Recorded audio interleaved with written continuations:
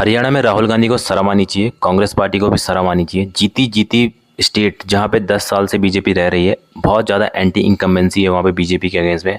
इतने ज़्यादा farmer protest हुए, रेसलर प्रोटेस्ट हुए, अनएम्प्लॉयमेंट वहाँ पे बहुत ज़्यादा है, करप्शन और बहुत सारी चीज़ें वहाँ पे चल रही है। अग्निवीर की वजह से बहुत ज़्यादा आक्रोश वहाँ पे है।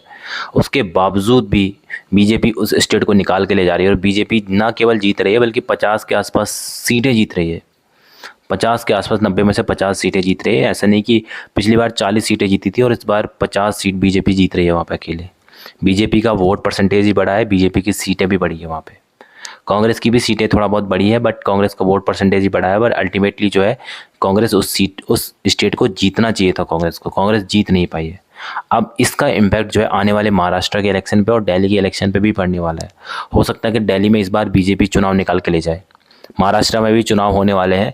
पहले मुझे ऐसा लग रहा था कि कांग्रेस जो है या जो एक गठबंधन जो इनका बनेगा, महाराष्ट्र में चुनाव जीत जाएंगे, लेकिन अभी ये चुनाव वहाँ पे भी हारने वाले हैं। और राहुल गांधी की एरोगेंसी देखिए, इन्होंने आम आदमी पार्टी के साथ कोई गठबंधन नहीं किया। इन्हें लगा कि हमें गठबंधन करने की कोई ज़रूरत नहीं है, हम जीत जाएंगे। और यही रीज़न रहा है कि राहुल गांधी को हरियाणा में चुनाव हारना पड़ा। और राहुल गांधी के कोई भी ट्रिक वहाँ पे काम नहीं करी और इसका पूरा का पूरा क्रेडिट राहुल गांधी को लेना चाहिए। राहुल गांधी को, जैसे ये अगर कहीं भी बीजेपी हारती है तो उसका बोलते हैं कि मोदी की वजह से बीजेपी हार गई। तो इस बार जहाँ भी कांग्रेस हार रही है तो राहुल गांधी की वजह से ही कांग्रेस हार रही है। ये फैक्ट है, ये फैक्ट है। राहुल गांधी वहाँ पे गए, चौधरी बन के गए और पूरे के पूरे स्टेट में कांग्रेस को हरवा के आ गए। सेम लोकसभा चुनाव में भी यही हुआ। पिछले 3 साल से लोकसभा चुनाव हो रहे, एक में बीजेपी कांग्रेस जीती नहीं, पर उसके बावजूद भी राहुल गांधी को उन्होंने लीडर बना रखा, ज़बरदस्ती का लीडर बना रखा और उसका नतीजा कांग्रेस पार्टी भुगत रही है।